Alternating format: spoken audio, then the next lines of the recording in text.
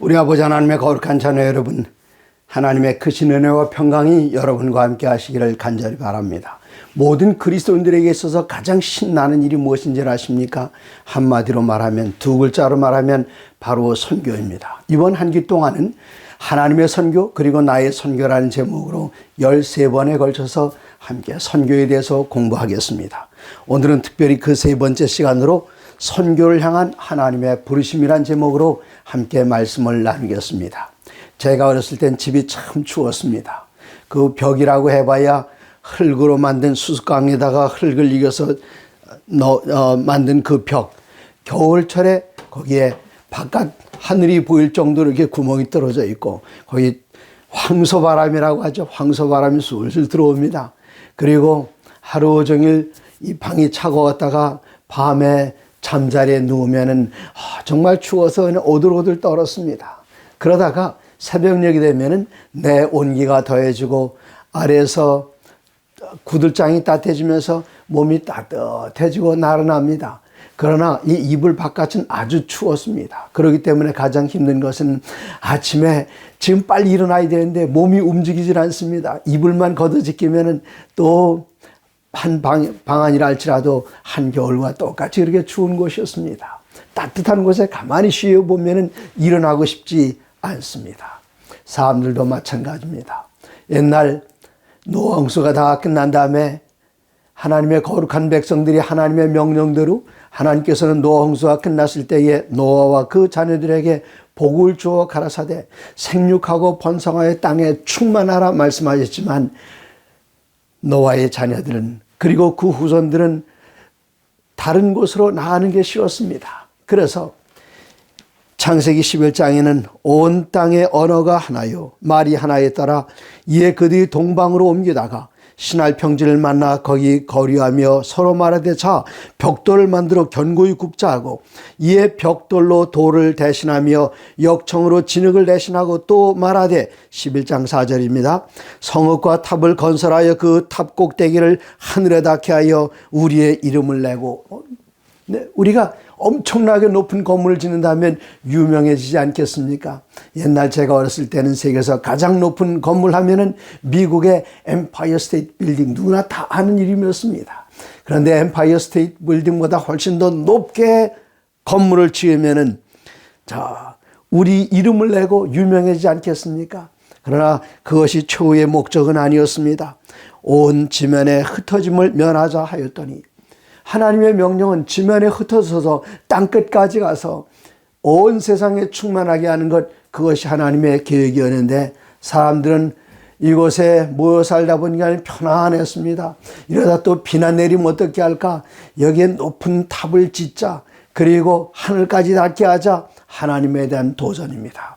하나님께서는 다시는 비로 온 세상을 멸망시키지 않으시겠다고 무지개로 약속을 하셨습니다만, 그 약속을 잊어버렸는지 벌써 그들은 높은 타워를 짓자 그렇게 얘기를 했습니다. 네, 두 번째 목적은 그들의 진정한 목적이었습니다. 땅에 흩어짐을 면하자. 하나님께서는 말씀하시기를 생육하고 번성하여 땅에 충만하라, 땅끝까지 가라. 이것이 하나님의 명령인데 흩어짐을 면하자. 하나님께서는 그때 내려오셨습니다. 여호와께서 사람들의 건설하는 그 성읍과 탑을 보려고 내려오셨는데 보니까 그들이 뜻이 일치했습니다. 여호와께서 이르시되 이 무리가 한 족속이요 언어도 하나이므로 그들의 말이 서로 다 통했어요. 흩어지지 않는 것, 뜻이 통했습니다. 이때 하나님께서 사용하신 것은 물론 그때에 독일어, 불어, 영어, 일본어, 중국어, 몽골어 이렇게 나누어졌던 것은 아닙니다만은, 이제 위에서 일하는 사람이 아래에 있는 사람에게 지금 모래를 실어 올라오라 그러면은 아래에서는 잘못 듣고, 지금 모래 쓸 때가 아니지, 지금 물이 필요한데, 그리고는 위에서 요청과 아래에서 가져가는 응답이 달랐습니다. 그들의 뜻이 달라지고 생각이 달라지고 할 때에 그들은 서로의 말을, 상대방의 말을 정확하게 이해하지 못했습니다. 하나님께서는 이렇게 그들을 흩으셨습니다. 7절, 자 우리가 내려와서 거기서 그들의 언어를 혼잡하게 하여 그들이 서로 알아듣지 못하게 하자 하시고, 여호와께서 거기서 그들을 온 지면에 흩으심으로 그들이 그 도시 건설하기를 그쳤더라. 그리고 11장 9절에는 여호와께서 거기서 그들을 온 지면에 흩으셨더라. 그들이 평안하게 모든 것들이 안정되었을 때에 그들은 땅에 흩어지는 것을 원하지 않았습니다. 한 곳에 모여 살기를 원했습니다. 그때 하나님께서는 그들을 강제로 흩으셔서 온 지면에 여러 곳으로 사람들이 가서 지면 여러 곳에 살게 했습니다. 옛날 이스라엘 백성들이 유대 민족이 바벨론의 포로가 되어서 70년 동안 살았습니다. 70년 동안 그들의 소원은 어서속히 바벨론이 멸망하는 날 고향 땅에 가서 예루살렘 성전을 재건하는 것이 그들의 소원이었겠지만 마침내 바벨론이 무너지고 또 고레스 임금이 고향으로 돌아가라 그렇게 말했습니다마는 에스라 2장 36절에 에스라서에 보면은 돌아간 사람들이 얼마나 되는가 하면은 42,360명밖에 안 됐습니다. 많은 사람들이 거기에 남아 있습니다. 거기에 남아 있다가 겪게 되는 그 일이 나중에 일어나는 에스더에서 나오는 하만 사건입니다. 유대 민족을 다 죽이라. 그들이 진작 떠났으면 이런 일들을 겪지 않았을 텐데요. 사람들은 어딘가 안주하게 편안하게 있으면 움직이기가 싫고 나가서 다른 일을 벌이기 싫어합니다마는 하나님은 떠나라고 말씀하십니다. 그 다음 장 12장입니다. 창세기 11장에서 지금 하나님께서는 바벨탑을 짓는 것을 멈추게 하셨고 그 다음에 이제 편안하게 안주하던 한 가정을 불러냅니다. 믿음의 가정입니다. 창세기 12장 1절 여호와께서 아브라함에게 이르시되 너는 너의 고향과 친척과 아버지의 집을 떠나 내가 네게 보여줄 땅으로 가라. 가라고 명령하셨습니다. 아브라함은 하나님의 명령이 순종하여 자기의 고향도 버리고 친척도 버리고 이제까지 있던 모든 생업도 다 버리고 떠났습니다. 그가 어디로 갔습니까? 히브리서에는 그가 어디로 갔는지 이렇게 표현합니다. 히브리서 11장 8절에 이르기를 믿음으로 아브라함은 부르심을 받았을 때에 순종하여 장래의 유업으로 받을 땅에 나아갈새 갈 바를 알지 못하고 나아갔으며 어디로 가라는 말씀입니까? 하나님께서 그냥 떠나라고 하셨습니다. 이 편한 곳을 이렇게 놔두고요. 이 비즈니스를 다 내버려두고요. 여기에 친척 우리가 갯돈 부는 건 어떻게 하고요. 그리고 저 집에 장례식 때 결혼식 때 부조했는데 받지도 못하고 떠나는 겁니까?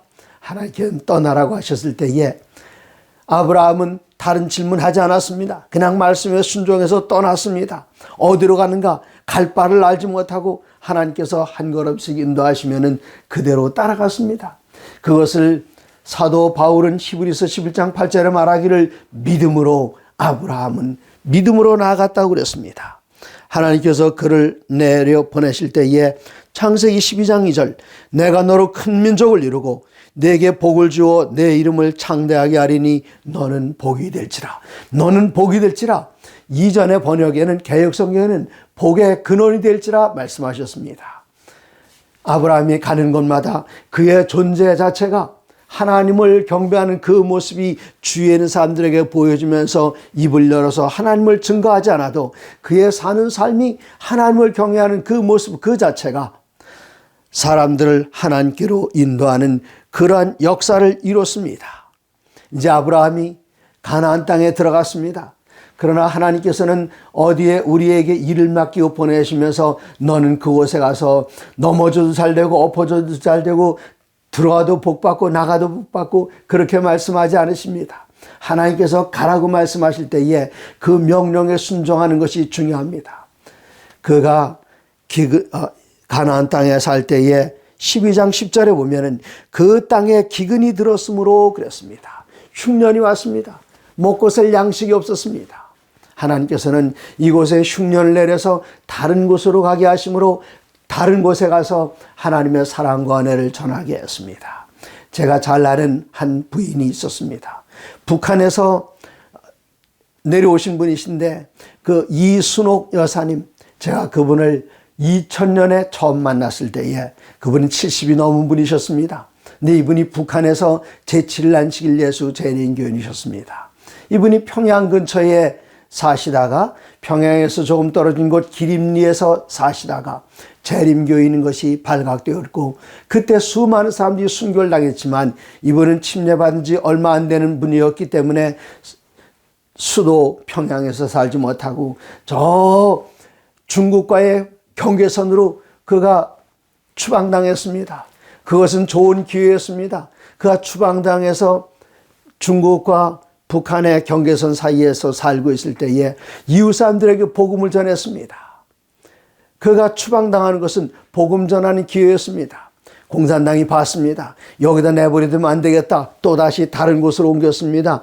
다른 곳으로 옮기고 5번을 옮겼는데 이것은 공산당의 실수였습니다. 가는 곳마다 주위에 있는 사람들을 그리스도인으로 만들고 재림신자로 만들어서 이분이 탈북할 때까지 약 100여 명의 재림 성도들이 북한에 있었던 것을 제게 증언해 주셨습니다.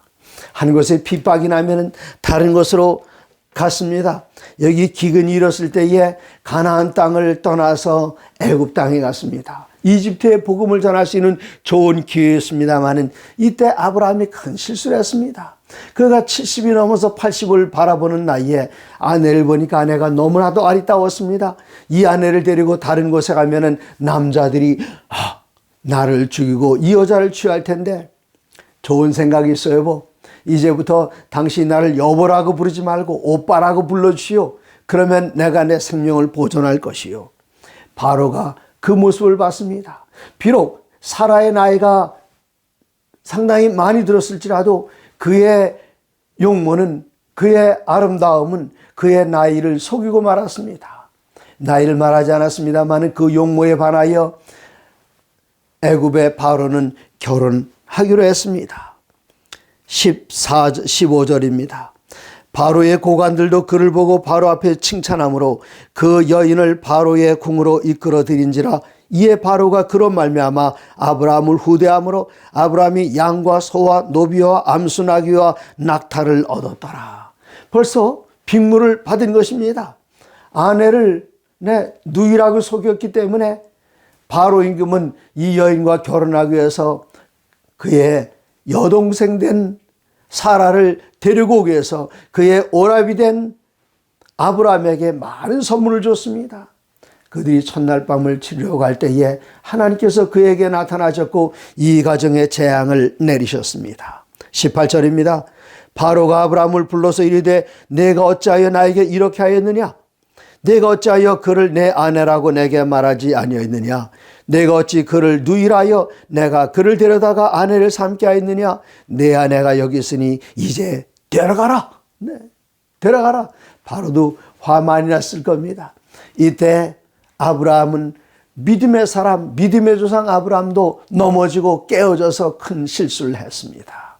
그럴지라도 그가 큰 실수를 했지만 하나님께서는 그 실수 때문에 아브라함을 버리지 않으시고 믿음의 조상으로 그를 세우셔서 그를 영화롭게 하셨습니다.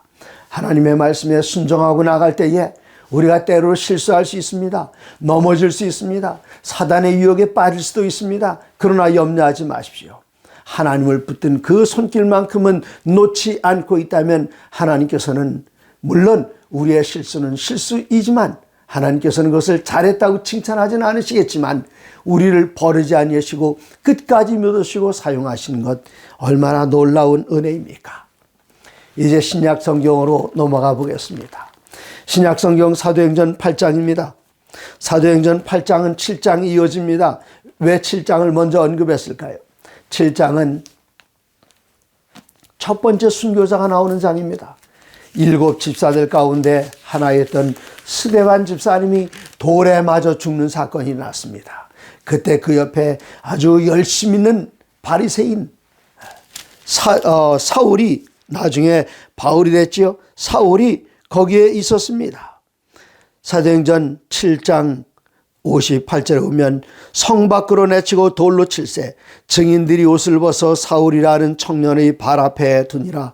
사울은 스데반을 죽이는 그 일에 증인이 되었습니다. 그를 돌로 치는 사람들이 그냥 돌 하나 던지는 게 아니라 열심히 던지느라고 우통 다 벗어 던지고 땀이 날 정도로 스데반에게 돌을 던졌는데, 그때 사울은 그 모습을 보면서 저렇게 죽는 것이 마땅하다 그렇게 생각했습니다.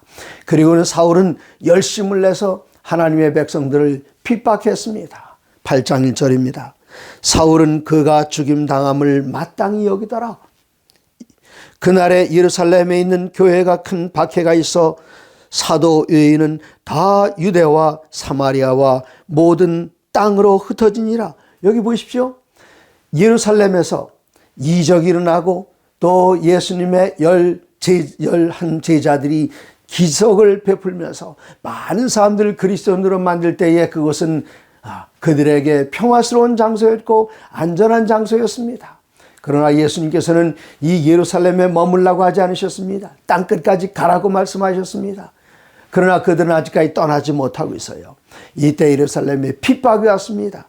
핍박이 왔을 때에 4절에는 그 흩어진 사람들이 두루 다니며 복음의 말씀을 전할새 빌립이 사마리아 성에 내려가 그리스도를 백성에게 전파하니 무리가 빌립의 말도 듣고 그 행하는 표적도 보고, 여기 예수님께서 사도행전 1장 8절에 말씀하시기를 오직 성령이 너희에게 마시면 너희가 권능을 받고 예루살렘과 온 유대와 사마리아와, 여기 보니 빌립은 사마리아 땅에 가서 복음을 성공적으로 전하지 않습니까? 사마리아 갔습니다. 이제 11장 11, 19절로 보시면은 어디까지 갔는지 나옵니다. 사도행전 11장 19절에는 그때의 스데반의 일로 일어난 환란으로 말미암아 흩어진 자들이 베니게와 구브로와 안디오까지 이르러 유대인에게만 말씀을 전할세. 그래서 예루살렘과 온 유대와 그리고 유대인들을 찾아서 외방에까지 나가는데 어디에 갔는가? 구브로에 갔습니다. 사도 바울의 제1차 선교여행 때 제일 먼저 간 곳이 구브로였습니다. 사도 바울이 그곳에 가기 전에 예루살렘에 있던 성도들이 구브로에 먼저 갔습니다. 구브로를 영어로는 지금 사이프러스라고 말하고 우리말로는 키프로스라고 말하는데 6년 전에 한국의 유재경 목사님께서 키프로스에 가셔서 사도 바울이 제일 먼저 방문했던 곳 바나바의 고향에서 아프리카에서 온 한 100여 명의 대학생들을 중심으로 선교 활동을 부지런히 하셨습니다. 그러나 최근에 발각이 됐습니다. 이 구브로는, 사이프러스는 남쪽과 북쪽으로 이렇게 나눠져 있는데 북쪽은 회교도 지역입니다. 그래서 이곳에는 복음 전하는 일이, 기독교를 전하는 일이 금지되어 있습니다. 10월 12일 여러분께서 이 방송을 들으시면 지난주가 되겠죠. 네, 제가 지금 13일 녹화하는 이때는 바로 어제 유재경 목사님께서 추방을 당하셨습니다.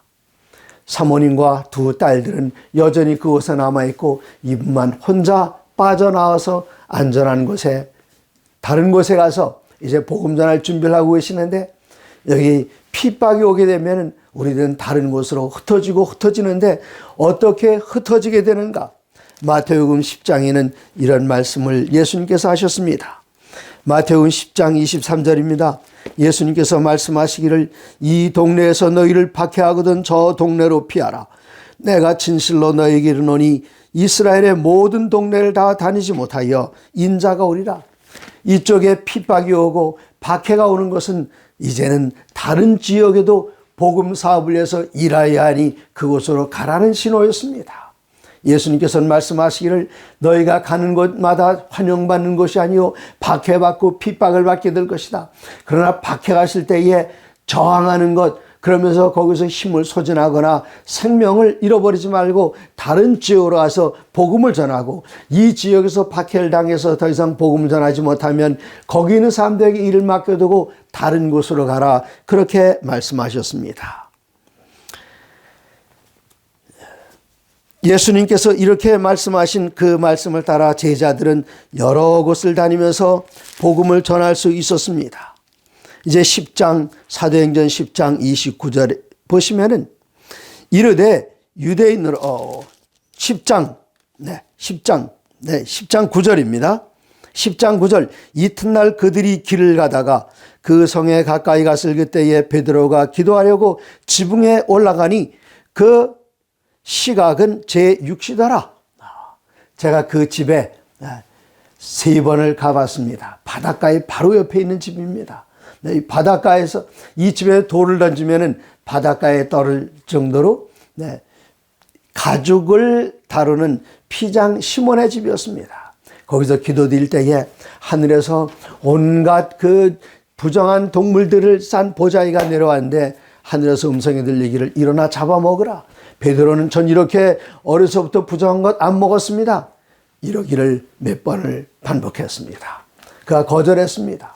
그때에 하늘에서 들려오는 그 음성은 14절, 13절 베드로야 일어나 잡아먹으라. 14절 베드로야 대 주여 그럴 수 없나이다. 15절 또 두 번째 소리가 있으되 하나님께서 깨끗하게 하신 것을 내가 속되다 하지 말라 하더라. 무슨 뜻일까요? 그 계시가 있자마자 한 사람이 다가왔습니다. 가이사랴에서 두 종이 달려왔습니다. 와서는 문을 두드리더니 여기 베드로라는 분이 계십니까? 있다. 무슨 일이냐? 보니까 로마 사람들이 보낸 사람들입니다. 부정한 사람들이었습니다. 근데 이때에 베드로가 가만히 그 계시를 생각하고 있었어요. 이거 지저분한 것, 부정한 걸 잡아 먹으라.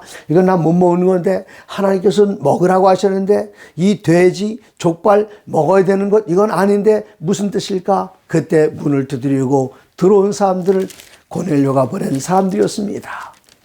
따라갔습니다. 그리고는 28절에 이르되 유대인으로서 이방인과 교제하며 가까이 하는 것이 위법인 줄은 너희도 알거니와 하나님께서 내게 지시하사 아무도 속되다 하거나 깨끗하지 않다 하지 말라 하시기로 부름을 사양하지 아니하고 왔노라 묻노니 무슨 일로 나를 불렀느냐?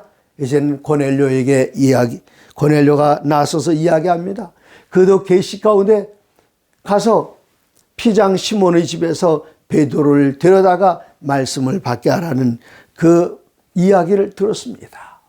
이제는 복음이 예루살렘에서 거기에 가만히 앉아하고 있을 때에 핍박이 오게 되고 사람들은 저 구브로 지중해를 건너서 구브로까지 갔지만 유대인들만 찾아다녔습니다.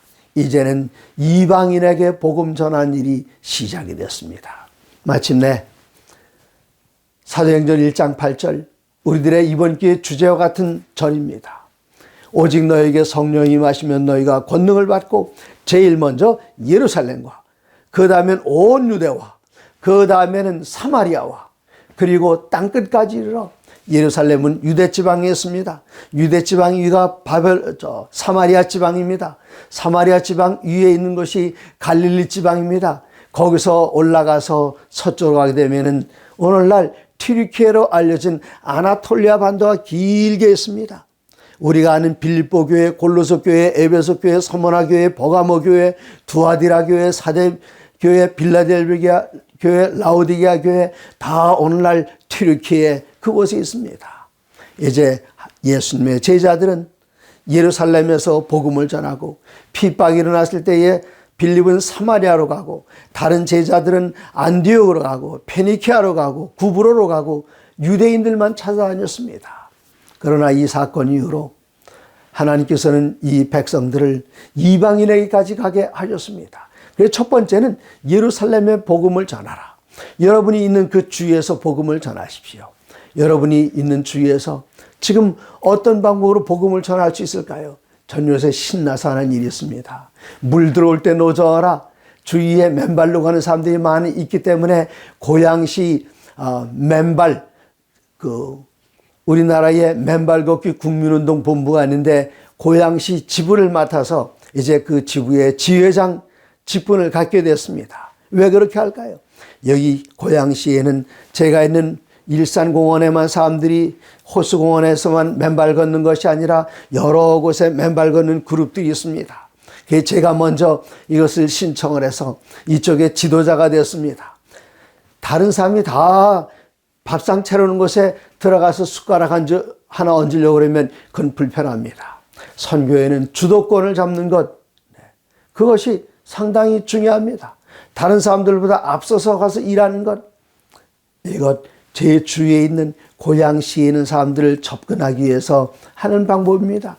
제일 먼저 예루살렘에서 여러분께서 계신 그곳에서 어떻게 하면 복음을 이 지역사회에 맞게 전할 수 있을까? 사람들의 관심은 무엇인가? 지금 이 지역의 관심은 맨발로 걷는 일입니다. 제가 지금 맨발로 서 있습니다. 맨발로 걷는 것, 그들의 관심을 따라서 어떻게 하면 이들을 도와줄 수 있을까? 그래서 이달 마지막 날 10월 30일부터 닷새 동안은 맨발 교실을 운영하려고 하는데, 대한민국에서 맨발 하면은 박동창 박사라는 분을 다 머리 위에 떠올리게 됩니다. 이 박동창 박사님은 저 경기고등학교와 서울대 법대를 나오고 그 다음에 나중에 경제학 박사학위를 받으시고 유럽에서 은행장을 보내신 분인데, 그 건강이 나빴을 때에 맨발로 걷는 것, 그거를 깨닫게 됐어요.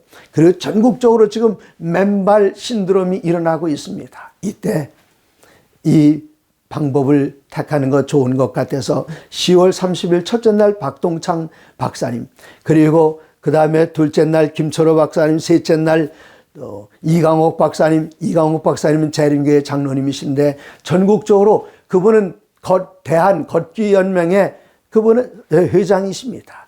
이런 분들 모셔다가 이 지역사회에 있는 사람들을 닷새를 모아놓고 강의를 하면서 그분들과 안면을 두고 그분들에게 복음의 접점을 찾으려고 합니다. 이제는 예루살렘에서 우리가 핍박이 오기 전에 사마리아로 가야 됩니다. 온 유대로 가야 됩니다. 어디로 가야 할까요? 여러분, 우리 대한민국 안에도 아직까지 교회가 개척되지 않은 것이 엄청나게 많이 있습니다. 경기도에 복음 들어갔습니다. 고양시에도 복음 들어갔습니다. 그러나 여기 수많은 아파트 단지들이 있는데 아직도 교회가 세워지지 않은 그런 지역들이 있습니다. 같은 도시 안에 우리들은 유대 땅 안에서 복음을 전하는 것, 그것은 같은 문화권, 같은 언어권에 교회를 세우기 위해서 복음을 전하는 것입니다. 제가 여러분에게 꼭 드릴 말씀이 있습니다. 드리고 싶은 것은 여러분의 교회에 장로님 몇 분 계십니까? 5분이 계십니까? 2분은 다른 교회로 보내십시오.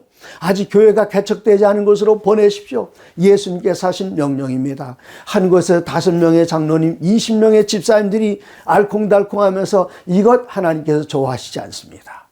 바로 그것이 바벨탑과 같은 것입니다. 그곳은 분쟁이 생길 수 있습니다. 그때에 하나님께서는 다 찢어서 다른 곳으로 가서 교회를 개척하게 하시는데, 요즘은 그렇게도 안 하고 그냥 한 곳에 모여서 지지고 볶고 싸우고 그렇게 하고 있습니다. 그렇게 하지 마십시오, 여러분.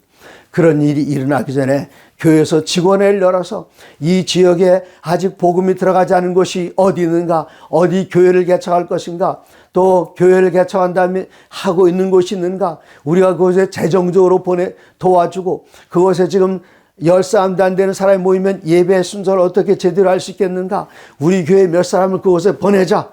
여러분, 보낼 것 하나 추천해 드릴게요. 작년에 처음 생겨난 영원한 복음 온라인 교회, 경기도 고양시 일산 서구에 있습니다. 이곳에 정말 사회 보실 장로님 한 분이 없어서 지난 1년 동안 고생했고, 예배를 드릴 때 시작 기도해야 할 사람이 한 번도 없어서 고생했습니다. 그러나 하나님께서는 그냥 열심히 뛰어다니고 기도하면서 말씀을 가르치게 하실 때에 작년 1월 1일 4명이 예배를 드렸는데, 지금은 안식일 날 16명이 예배를 드리고 있습니다. 이때 누군가 한두 분 오셔서 도와만 준다면, 그냥 앉아만 계셔도 여기는 힘을 얻고 새로운 신자들이 힘을 얻게 될 것입니다. 여러분, 온 유대와 하는 말은 우리 같은 국가 안에서, 같은 언어권 안에서 복음을 전하기 위해서 나가는 것, 온 유대와 그 다음에는 땅끝까지 이르러 내 증인이 되리라. 예수님께서는 한 곳에 머물러 있지 않고 땅끝까지 가라 말씀하셨는데, 특별히 제7난식일 예수님 교인들에게 주신 그 명령, 세 천사의 기별은 요한계시록 14장 6절에 또 보니 공중에 다른 천사가 날아가는데 땅에 거주하는 들 곧 여러 나라와 족속과 백성과 방언에게 전할 영원한 복음을 가졌더라. 영원한 복음, 우리 한국인들끼리 나누는 복음이 아닙니다. 우리들이 어디 몰래 숨어서 전할 기별이 아닙니다. 공중에 날아가면서 쉬지 않고 큰 소리로, 그리고 힘찬 음성으로 이 기별을 전해야 하는데, 우리는 외국에 선교사들 보내야 합니다. 여러분의 교회에 교인이 10명 있다면 하나는 보내십시오. 이 교회의 성도들의 10분의 1, 그리고 나머지 9명은 보내는 선교사, 한 사람은 가는 선교사. 그러므로 이 교회는 아무리 작은 회중이 모이는 교회라 할지라도 처음 생겨날 때부터 이 교회는 안식학교 조직이 있었고, 이곳에 5명밖에 안 모이는 가정 안교라 할지라도 그 안식학교 시간에 거둔 헌금은 우리가 쓰지 않고 우리나라에 사용하지 않고 다 대총회로 보내서 세계 선교를 해서 사용합니다. 우리 제7난식일 예수 재림교회는 이 복음을 땅끝까지 전파하는 그런 사명을 가지고 태어났기 때문에 우리가 2003년 처음으로 PMM 5가정을 일본으로 보내게 될 때에 대총회장님께서 깊은 감동을 받으셨습니다. 한국과 일본의 사이를 내가 그렇게 잘 알고 있는데 선교사들만 보냅니까? 그들 위해서 항공권 사줘야 되지요. 보험 들어줘야 되죠. 매달 급여를 줘야 되죠. 예배드릴 장소를 얻어줘야 되죠. 그분들이 기거할 장소를 얻어줘야 되죠. 1년, 2년 그 선교사들 가족에는 한 사람도 오지 않는 그런 곳에 이렇게 예배드릴 때에 우리들의 기도가 필요합니다. 재정적인 지원이 필요합니다. 그러므로 이 선교의 표어는 go or send, 가든지 아니면 보내든지. 다시 한번요. go or send, 가든지 아니면 보내든지. 두 번째는 복음은 수출할수록 재고가 많이 남는다. 선교사를 많이 보내면 많이 보낼수록 이 교회는 내적으로 성장하게 되어 있습니다. 그래서 선교사를 많이 보내면 많이 보낼수록, 선교원금을 많이 보내면 보낼수록 본방에 있는 성도들은 더 풍요롭게 되고 더 숫자가 늘어납니다. 하나님의 약속 있는 말씀입니다. 사랑하는 성도 여러분, 다시 사도행전 1장 8절, 오직 성령이 너에게 임하시면 성령을 구하십시다. 성령이 우리에게 임하실 때 우리들은 능력을 얻게 됩니다. 그때 우리들은 예루살렘, 온 유대, 사마리아, 땅끝까지 우리 집 주위, 그리고 이 나라 대한민국의 여러 곳곳 무교 지역에, 그리고 마침내 땅끝까지 이르러 그리스도 예수의 증인이 되어 마태복음 24장 14절에 말씀하신 것처럼 이 천국 복음이 모든 민족에게 증거되게 하여 온 세상에 전파되리니 그제야 끝이 오리라. 예수님의 재림을 앞당기는 우리 모두가 되기를 간절히 바랍니다.